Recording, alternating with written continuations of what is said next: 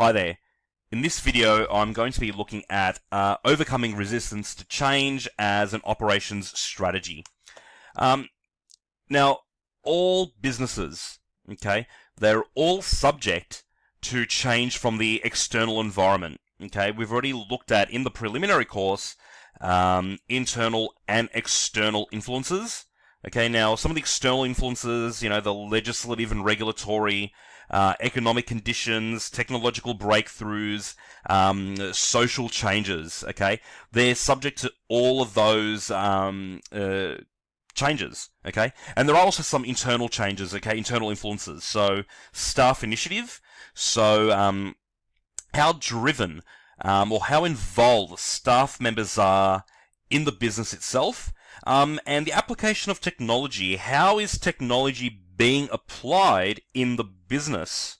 Okay, so they're both the external and internal influences on a business that then leads to change that people might resist. Okay, they might not like. Okay, now there's some financial costs behind why people choose to resist change. Okay, if the business were to purchase new machinery, okay, new technology, that's a financial cost, and some people might not be too familiar with it, so they might need to be trained. However, training also costs some money. So any new purchases need to be assessed based on how productive this new piece of technology or piece of machinery or piece of equipment is going to be for the business.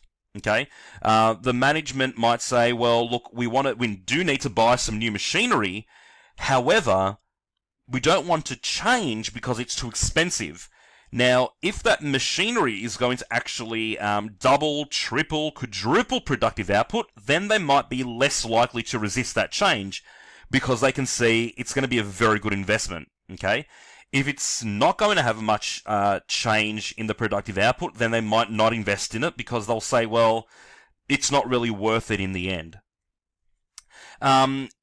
Change as a financial cost is also redundancy. Okay, if you restructure the business and you're going to make some people redundant, lay them off, put them out of work, okay, separate from them as the last stage of the human resources cycle, you do need to pay the redundancy, okay? Any outstanding sick leave, long service leave, that sort of stuff as well, okay? Retraining, as I mentioned before, if you do reorganize the business, restructure the hierarchy, buy new machinery, new technology, and people need to be retrained in a new job or a new role, you need to pay for that.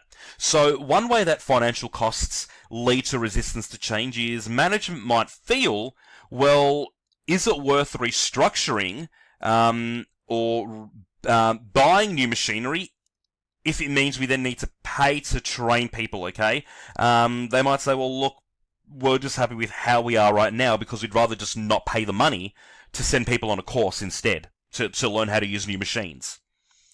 And then finally, as a cost as well, costs associated with a major reorganization of plant equipment, so the machinery itself, you need to then also transport, place the machinery somewhere else. You might need to upgrade the current energy supply, the current power supply to the plant.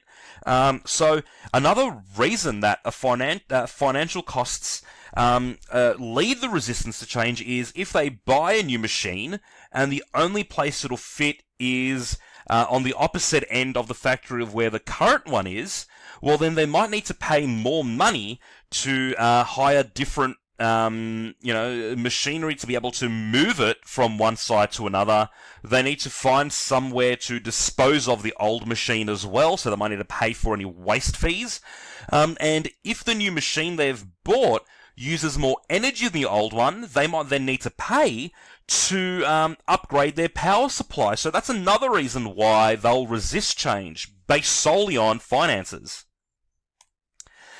We've also got a psychological resistance to change, also known as inertia. Okay. Now, inertia is the term that describes the psychological resistance. Basically, the fear of the unknown. Okay, fear of the uncertainty.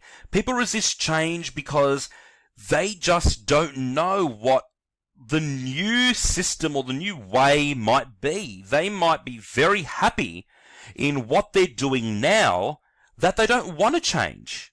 Okay, because they don't know what the new change is going to bring. So there's a psychological aspect of it as well, being scared of what they don't know. Now, how can you actually effectively manage change? Okay, now the successful managers, they're the ones who anticipate, okay, and adjust to change. So they're proactive, okay? They anticipate changing consumer trends. They anticipate change in technology, okay? And they try and stay one step ahead. Okay, rather than waiting for it to happen and then everyone being scared of what's happening, they take steps and say, well, let's try and change now, make it gradual, so then eventually when the big event does happen, so it might be a change in consumer demand, when that event does happen, they're ready. Okay, they know what they're doing. Now, changes must, okay, they need to be at an appropriate pace, so not too fast, but not too slow. They need to be evaluated very thoroughly, okay? So, did they actually work? Did they not work? If they didn't, what could they do to make it better? And they need to be linked to a supportive employee culture, okay? Everyone needs to be involved. Everyone needs to be supported throughout the change, or else the change is going to fail. Okay, if managers come in and say, we're going to make these changes, but we're not going to show you how to do anything new, we're not going to pay you any more to do it, or send you on a course, it's not a very supportive employee culture and the change will fail. Okay? Now, some change management strategies, okay? Identify the source or the sources of change, and firstly assess, do we need a change in the first place? Okay, is it actually worth changing? Lowering resistance to change through communication, talking to people, managers talking to staff, staff talking to themselves, okay, or each other, okay, that lowers resistance because everyone's kept in the loop. They feel like they're a part of it. Possibly use change agents. So someone who actually initiates the change. So that could be the managers themselves, it could be an external person that comes in and helps people through the change process. And they can also use a change model, such as unfreeze, change, and then freeze. So unfreeze, so basically unlock what the business is currently doing, make your changes, and then freeze, lock it back, and you're not going to change again until it's been thoroughly evaluated. So you're not, coming in with a new plan or a new idea every week and no one knows what's going on, but you make your change, you lock it in, you evaluate, did it work, we'll give it time, a couple of months or a couple of years, and then if it doesn't work, unfreeze, make the change, lock it in again, and then do the same process. Now, the next video is also going to be the last video for operations as an entire HSC unit, and that will be looking at global factors as an operations strategy. However, I hope this video on overcoming resistance to change has been valuable. Thank you.